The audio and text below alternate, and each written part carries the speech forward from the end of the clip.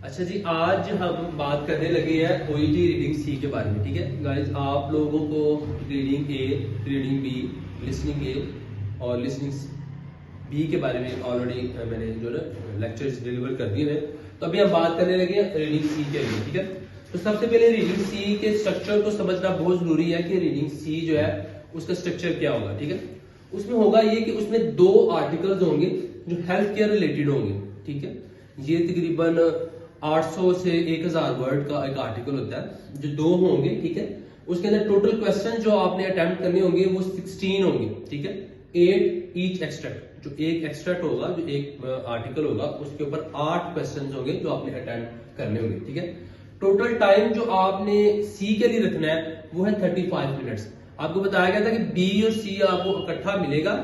B को आपने 10 minutes के अंदर अटेम्प्ट करना है। अपनी स्पीड ऐसी बनानी है कि 10 मिनट्स के अंदर आप 6 क्वेश्चन अटेम्प्ट कर लें। तो जो बाकी 35 मिनट्स बचेंगे वो आपने सी के लिए रखने। सी चूंकि लेंथी होता है, लंबा होता है, अगर इसमें भी अगर आप एक क्वेश्चन को 2 मिनट के अंदर करते हैं तो 32 मिनट के अंदर आप क्वेश्चन हो जाएंगे। तो 3 मिनट है वो आपकी रिलैक्सेशन के लिए है, ताकि आप अपने आप को दोबारा से वार्म अप कर सके। इन बिटवीन आप थोड़ा सा एग्जॉस्ट हो गए हैं, थोड़ा सा आप उसमें ना रीब्रीथ करके, ठीक है, रिलैक्स होके आप दोबारा से कंसंट्रेट कर सकते। ठीक है, अगर आपकी कंसंट्रेट ब्रेक होगी, कंटिन्यूसली आप कंसंट्रेट कर रहे हैं तो 7-8 क्वेश्चन के बाद आप जो है ना फोकस नहीं कर पाएंगे। ठीक है, तो जैसे आपने 6 से 8 क्वेश्चन कर लेने हैं, आपने आधे मिनट का ब्रेक लेना थोड़ा सा। ठीक है, डीप ब्रीथिंग करनी है, पानी पड़ा हो अपने पास तो सिप ऑफ वाटर ले लेना, ताकि आप अगले क्वेश्चन को अटेम्प्ट करने के लिए फिर से वार्म अप हो जाए। ठीक है, इसलिए आपने 35 मिनट्स रखने हैं। तो अब अगली बात यह कि जो आपको आने हैं क्वेश्चन, 16 क्वेश्चन जो आने हैं वो किस टाइप के होंगे। ठीक है, तो उसमें यह है कि आपको क्वेश्चन आएंगे डिटेल पे, एटीट्यूड पे, ओपिनियन पे। ठीक है, आपके क्वेश्चन होंगे और हर 8 क्वेश्चंस के अंदर एक क्वेश्चन होगा वोकैबुलरी पे और एक क्वेश्चन होगा रेफरेंस पे।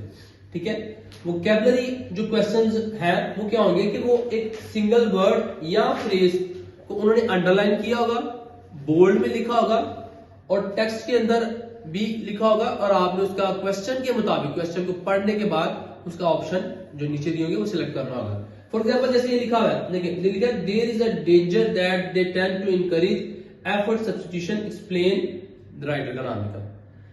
ये पैराग्राफ के अंदर की मैं सिचुएशन बता रहा हूँ, क्वेश्चन का ना। आपको आगे जब नेक्स्ट मैंने क्वेश्चन अटेम्प्ट करना भी सिखाना है तो वो एक पूरा क्वेश्चन जब आप इधर लिख के डिस्कस करेंगे तो फिर आपको क्वेश्चन का भी समझाऊंगा। लेकिन पैराग्राफ के अंदर आपको बताने का मकसद है कि एफ लिखा होगा, क्वेश्चन के अंदर भी लिखा होगा कि एफर्ट सब्स्टिट्यूशन राइटर के मुताबिक क्या है, ऑप्शन 4 नीचे डिफरेंट दिए होंगे। तो आपने इस सेंटेंस को पढ़ के आपने उसका जिस्ट लेना है और उसके क्वेश्चन को मैच करना है, और ये होगा आपका वोकैबुलरी बेस। वोकैबुलरी में इसका मतलब आपने ढूंढना होगा, तब आप उसको मैच कर पाएंगे। ठीक है, इसलिए मैं आपको कहता हूं कि जब आपने भी रीडिंग जितने भी अटेम्प्ट करने हैं ना, तो उसके अंदर जो मुश्किल वर्ड्स होते हैं ना, आपने फौरन उनका डिक्शनरी में मतलब नहीं देखना। अगर आप हर मतलब का डिक्शनरी ढूंढेंगे ना तो फिर आपकी आदत पड़ जाएगी डिक्शनरी में मतलब ढूंढेगी। जब आपकी आदत होगी ना हर का खुद से गैस करने का आदत, हर लफ्ज का खुद से, ठीक है, गैस करने की, तो फिर आपकी ये स्किल डेवलप होगी। ठीक है, इसका ना, इसको आसान लफ्जों में मैं एक और चीज आपको समझाता हूँ बड़ी फनी सी वे में। कि देखिए एक बंदा है जिसके पास बिल्कुल नॉलेज नहीं है, उसको ना हम क्रिकेट मैच देखने के लिए बिठा देते हैं। वो पहले दिन क्रिकेट मैच देख रहा था, वो गैस करता भी चौका लगेगा, लेकिन नहीं लगता। अब वही बंदा जब लगातार 1 महीने मैच ही सिर्फ देखता है, हर टीम के मैच देखता है, तो वो देख देख के ना उसकी स्किल डेवलप हो जाती है कि ये सिचुएशन है, ये ओवर चल रहा है, ये बॉलर कर रहा है, इतने स्कोर चाहिए। वो सारी चीजों को मद्देनजर रखते हुए ना वो गैस कर लेता है कि चौका लगेगा, छिक्का लगेगा या आउट होगा।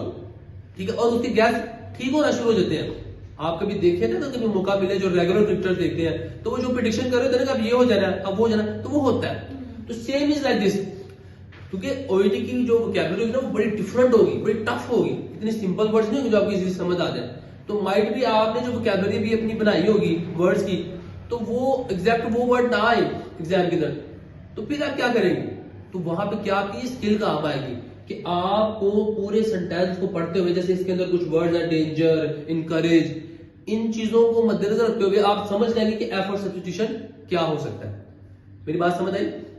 यहां तक मैं क्लियर हूं? जी सर। ठीक है, ये स्किल आपने डेवलप करनी है। वोकैबुलरी मतलब जो है डिक्शनरी में खुद से नहीं ढूंढना, पहले गैस करना है, क्वेश्चन हल करना है, बाद में जाके डिक्शनरी को देखना कि यार मैंने सही गैस किया था, जवाब बेशक ठीक आ जाए, फिर भी आपने उसका मतलब देखना है कि जो मैंने गैस किया था, जो मैं सोच रही थी, वो एग्जैक्ट मैच कर रहा था कि नहीं कर रहा था, या उसके आसपास कहीं आया था कि नहीं आया। तो वोकैबुलरी क्वेश्चंस भी आते हैं, ये बड़े इजी होते हैं अगर आपकी स्किल डेवलप हो। 2 पक्के नंबर है आपके किसी हद तक, ठीक है। सेकंड क्वेश्चन आता है रेफरेंस क्वेश्चन।